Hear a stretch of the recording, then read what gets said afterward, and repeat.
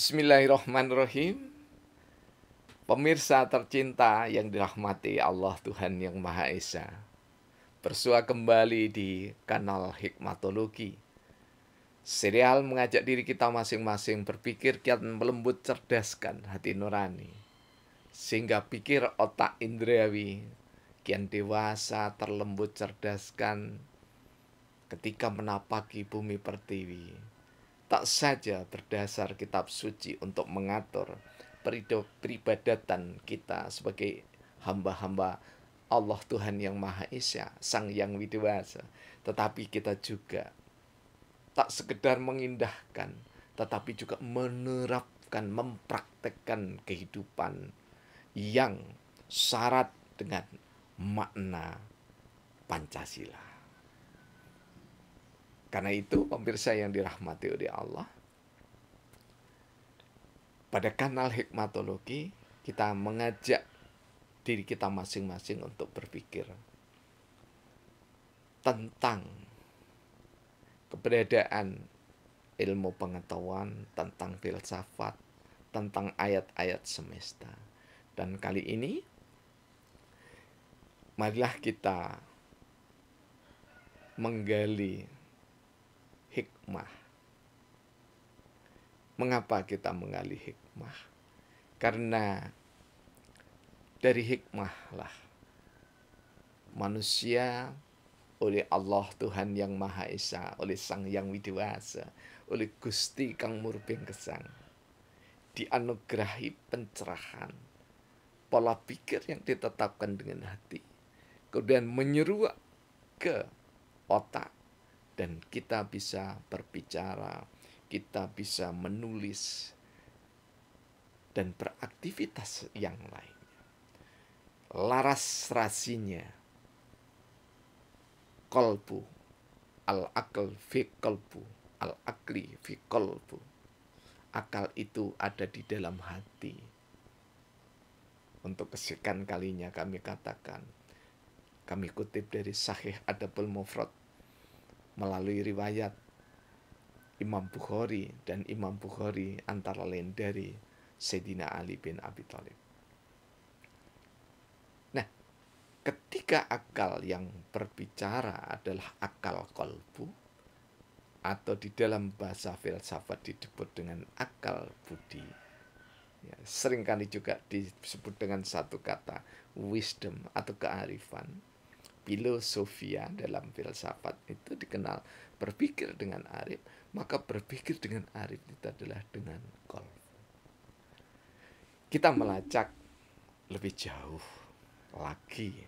Sebenarnya itu bukan kali pertama, karena ada penggalian yang dilakukan oleh saudara-saudara kita, oleh para filsuf, ya, oleh para ulama, terutama kita sebut beberapa saja. Kalau filsuf sudah sangat terkenal, mulai dari Thales, ya, kemudian Socrates, Aristoteles, ya, Plato, ini meletakkan dasar-dasar pemikiran untuk terus tumbuh kembang.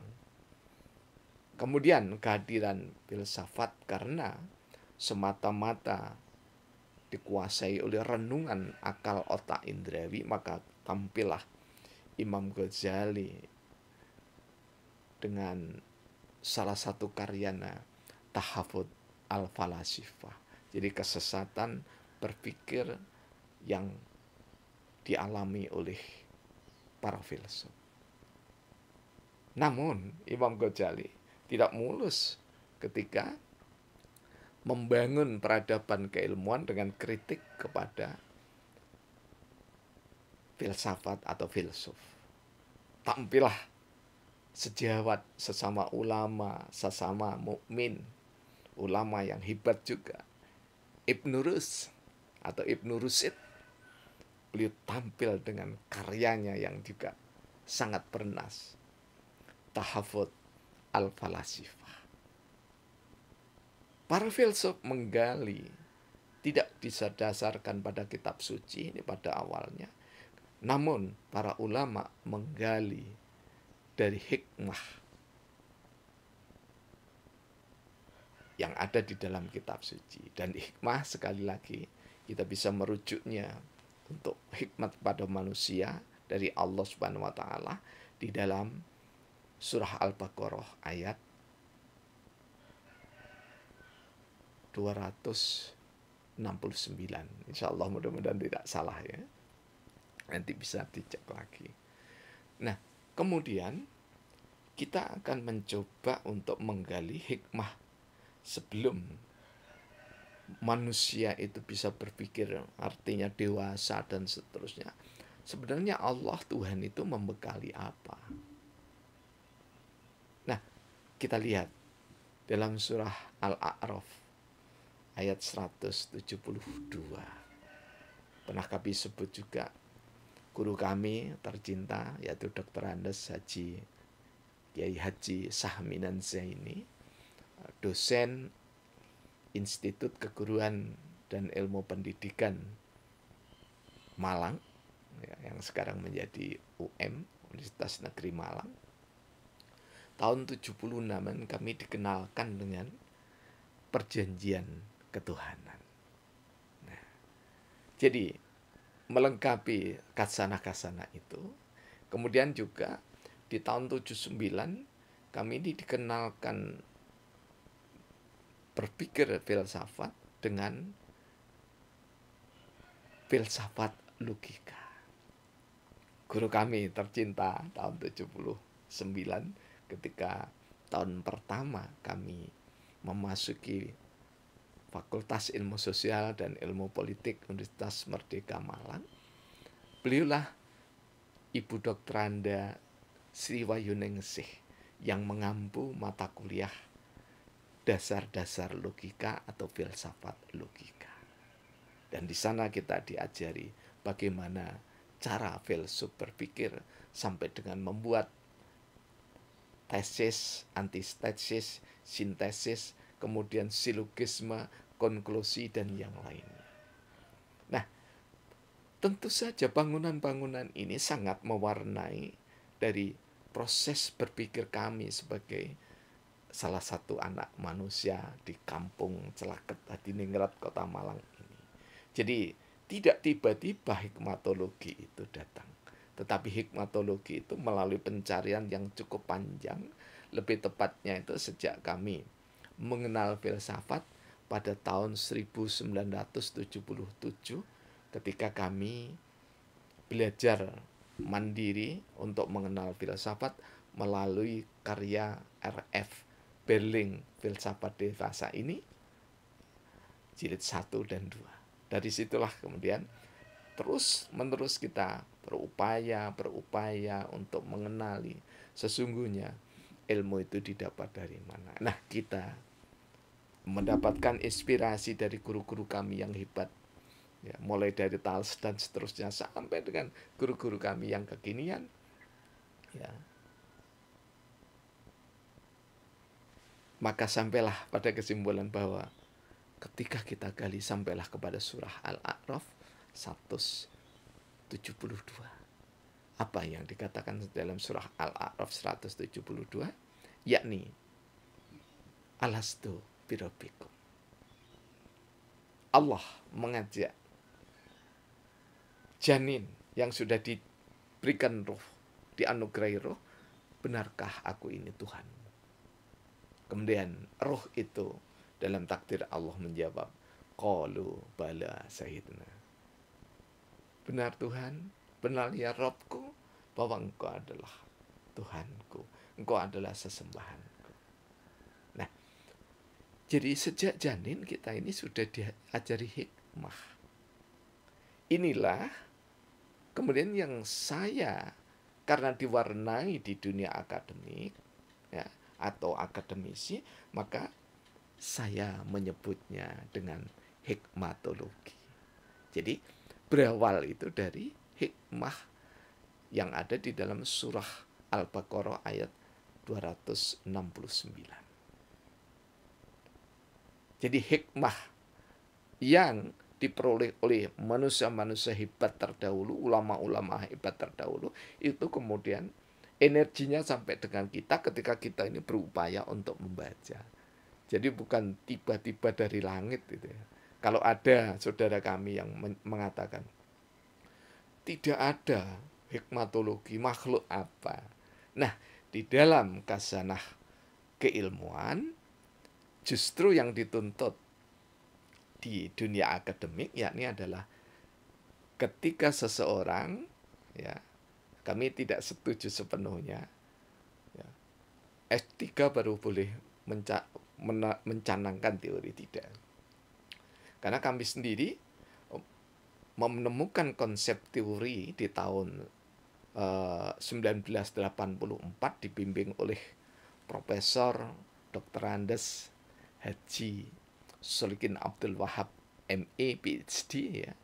Itu kami dengan dialog yang sangat ulet sempat, ya, ditolak karena kami memakai bahasa Arab, ya, muwakkal untuk mendeskripsikan teori yang saya dapat. Nah, kemudian singkat cerita disetujui, tapi kami disuruh mencari padanan yang berbahasa Inggris. Ketemulah dengan parallel participation. Ini adalah dialog kami dengan karya dari Profesor Gabriel Elman dan Profesor Sidney Verba yang mengkaji 5 negara Eropa untuk melihat budaya politik bangsa-bangsa. Nah, di antara yang disampaikan oleh kedua profesor ini di dalam bukunya Political Culture, ya, itu beliau hanya menyebut budaya politik itu partisipan, subjek, dan parochial.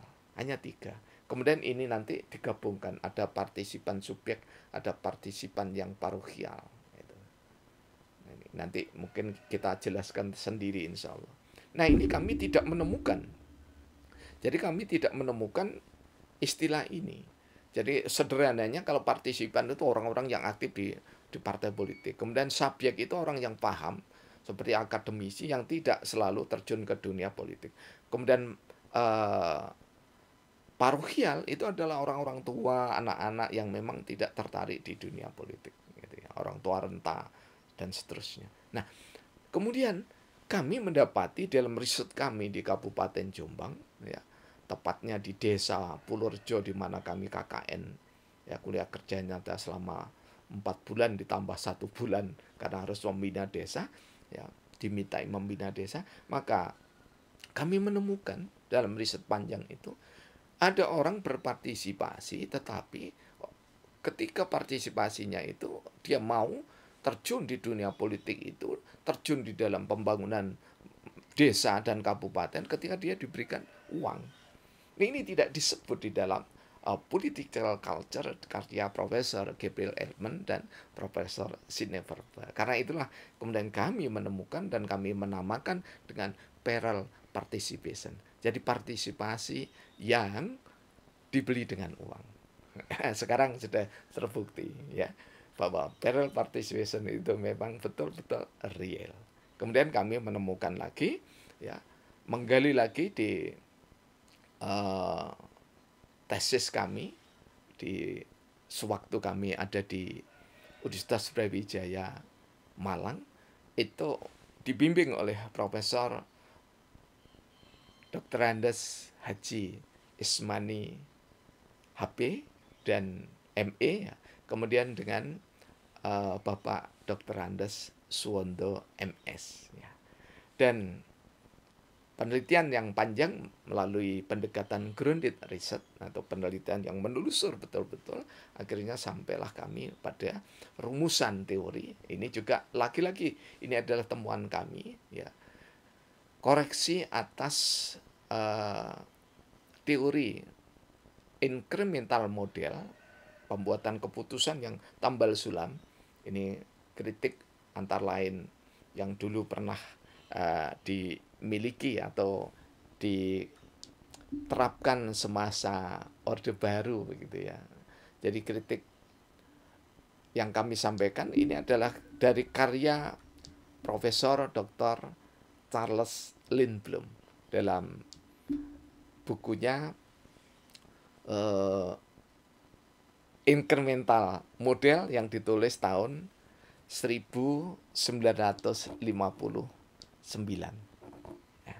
Jadi cukup panjang bertengger teori incremental model ini, dan kami tidak mematahkan ya teori itu, tidak membatalkan juga ya.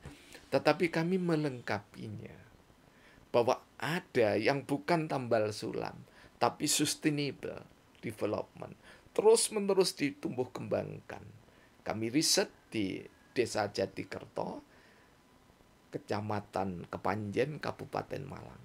Ya, atas bimbingan beliau yang hebat-hebat itu, dan diuji juga oleh Profesor Dr. Andes Haji Solihin Abdul Wahab, MA PhD, dan Profesor Dr. Andes Haji Sumartono, MS, ya.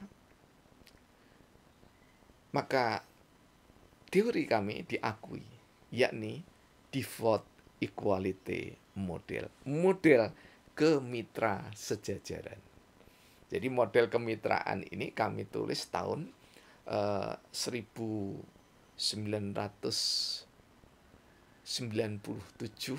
selesai tahun 1998. Jadi kebaruan-kebaruan ini terus kami mencoba merajutnya, dan sampailah di tahun 2009 ya, atas kebaikan dari manajemen dan owner serta anak kami yang sangat hebat, yaitu Angki Pratama Putra Hadi Esos ya, yang menggawangi radio Mitra Adi Suara 104,5 Jalan Cipto 16 Malang ya. Selama tahun 2009 sampai 2014 kami dianugerahi oleh Allah untuk berpikir, mengenalkan hikmatologi. Jadi cukup panjang ya, sampai sekarang kami masih terus mengais dan sampailah kepada hikmatologi, kemudian kami turunkan nanti menjadi hikmatokrasi di dalam sistem pemerintahannya. Dan kini kami akan mencoba mengakhiri ya dengan menggali hikmah. Tapi sebelum kami akhiri, stressing atau simpulan sederhananya bahwa setiap ilmuwan yang berusaha mencari, jadi bukan untuk kepentingan diri sendiri itu ya. Jadi ini adalah ya untuk kepentingan keilmuan yang disajikan kepada khalayak. Bukan sekedar di Kampung Celaket, Hadiningrat, Kota Malang ya, tetapi juga sajian ini disampaikan untuk dunia keilmuan dan dunia bangsa-bangsa.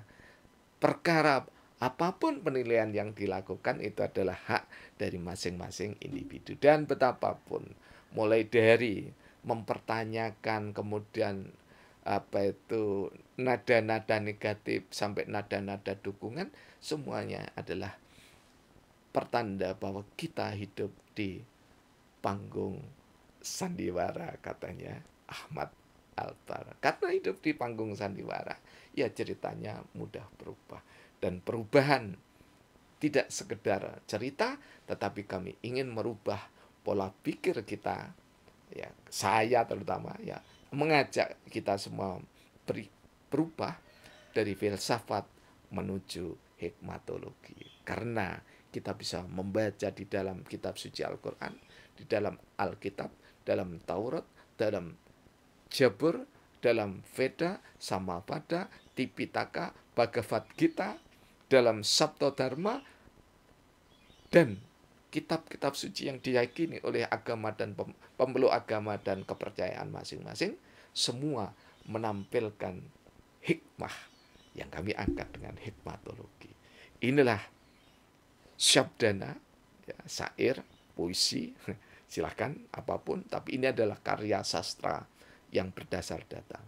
Sabdana yang ke-16.133, menggali hikmah bagian pertama.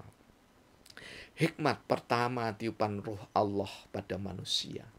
Embrio menjadi janin pantang digugurkan manusia ketika kedokteran membolehkan di saat harus memilih niscaya. Memilih ibu dan atau bayi dalam kandungannya, tak sekedar memilih melainkan dengan pertimbangan bijaksana. Hikmah tahlil dalam rahim ibunda yang tercinta, modal paling dasar pada kehidupan sosial nyata. Malang jam 4 lewat 4 sampai dengan 4 lewat 7, 20 Agustus 2022. Simpulan sederhananya, setiap pemikir yang ingin tumbuh kembang pasti membaca Iqra tidak cukup, tetapi Bismi Rabbik, menyertakan sadar disertai Allah. Karena la haula wala quwata illa billahil aliyil azim. Dan sadar bahwa dirinya dituntun oleh para guru tercinta. Kemudian sadar dirinya untuk menginovasi yang sudah ada. Semoga berguna. Terima kasih. Tuhan memberkahi kita. Barakallah.